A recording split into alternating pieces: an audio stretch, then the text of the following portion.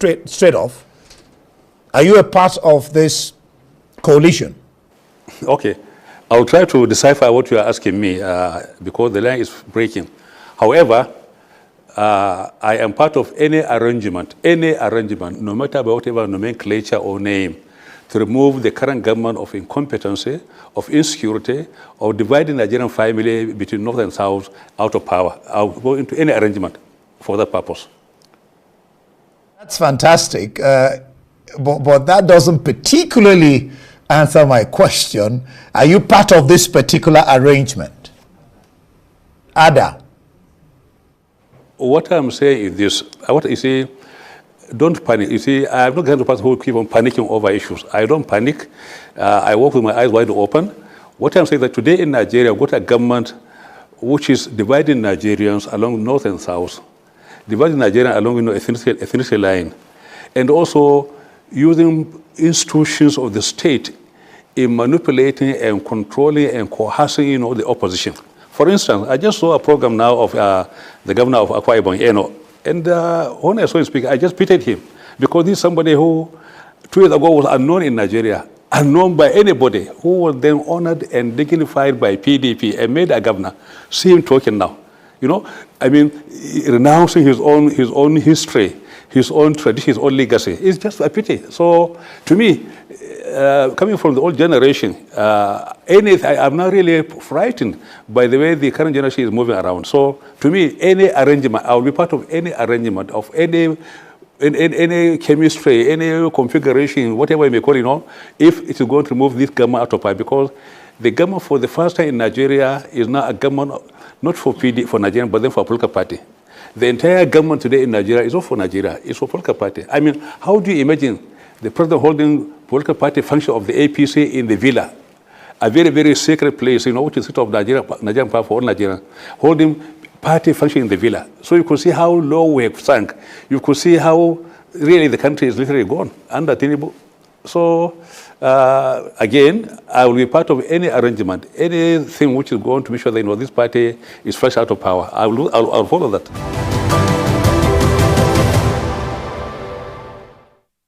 Right, glad to have you back. You're still watching News Now with me, India Mogan. We're still discussing with the former Jigawa State Governor, Sule Lamido. Glad to have you. I'm sure you can hear clearly now. The question is, or was, Tinubu's benchmarking of his contributions to democracy and fighting militocracy, considering what you are witnessing now.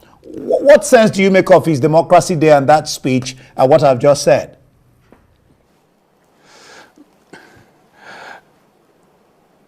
Okay. You see, I feel highly entertained by Tinubu's rhetorics, the way he's dramatizing his own role, in Nigerian democracy. Luckily, we're all alive. Please go. Luckily, we're all alive. We're all there. We're all, participants in that particular, sphere of political activity. So I was in the midst of it. Tinubu became relevant and noticeable after Abiola took over government. Before then, he was the Senate, was the secretary of the party. And with all respect to him, you see, he was part of those people who were supporting Babangida's annulment of June 12th. He was part of it. His own mother, Haja Mogaji from Lagos, was organizing Lagos market women to come to Abuja to pledge, support for Babangida. I'm saying this because it's simply history. I mean no harm. Don't mean to embarrass him. But then you see, he was actively handing gloves to Babangida. Now, when Babangida saw the fact that he was having a problem with the party, he went to the National Assembly to address them. One infamous speech was, they are trying to incite you. It is you they are against. Tinubu was there, and the IU became very, very firm and straight on the issue of June 12th. He called a meeting, then being the only senior elected person in government at that time, as Senate President.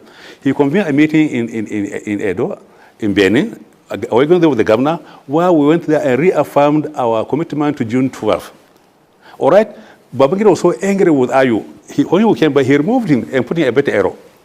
a voter area or everything. He put in there so that, so that they can be aligned to political kind of machinations. So when Tinubu today, after being a Nigerian president, decided to rewrite history, well, trying to maybe deconstruct history and then rewrite it, then it is a very, very amusing because he was part of the Babangida support of June 12. He was part of it.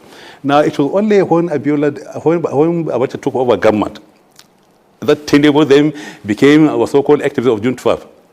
Not only him, all those who are talking about June 12 in Nedeko, I mean no harm, I mean no disrespect. I'm simply saying what happened during that time. All of them, those people in Nedeko, where were they on June 11? They had no part in June 12. They are not part of June 12 campaign. They are not part of the June 12 activities. What they are never, because most of them are saying they should down look. All of them.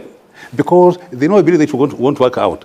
So when Abiola won the election, and then after the annulment, they are all very, very passive.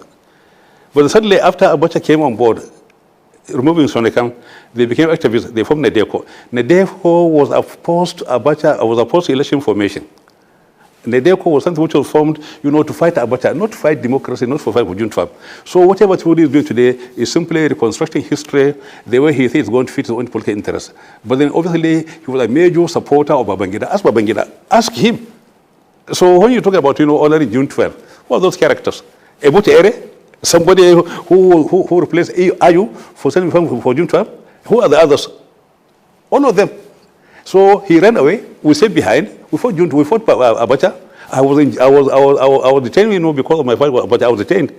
Really was detained. So all of us, Adamu Churuma, Bola Ege, Yoche Ayu, and many others, Bagaji, all of them were there. We fought Abacha. We fought him because we were willing to risk our lives. Tinubu ran away. He was not in the country. He only came back after the whole thing was, after the call was very, very clear. So what I'm saying is, all those advocates of June 12, they are more concerned with the bath water rather than the baby. They are more concerned because most of them were at the end of the meal. When the product was being processed, they simply picked up the product. The process which produced the product, they are not there. They're not part of it. They only pick the product. And today it's not about the victor, but it's about the victory more than anything else. So we make this kind of distinction. The difference between the victory and the victor. The NaijaNews were more concerned with the victory than the victor. As far as they are concerned, in the bathwater they are trying to use, they are trying to hang on to their own kind of riding on top to reinvent, history in Nigeria. Otherwise, I feel embarrassed for the president for the way he's talking. Honestly, ask anybody. Go ask anybody.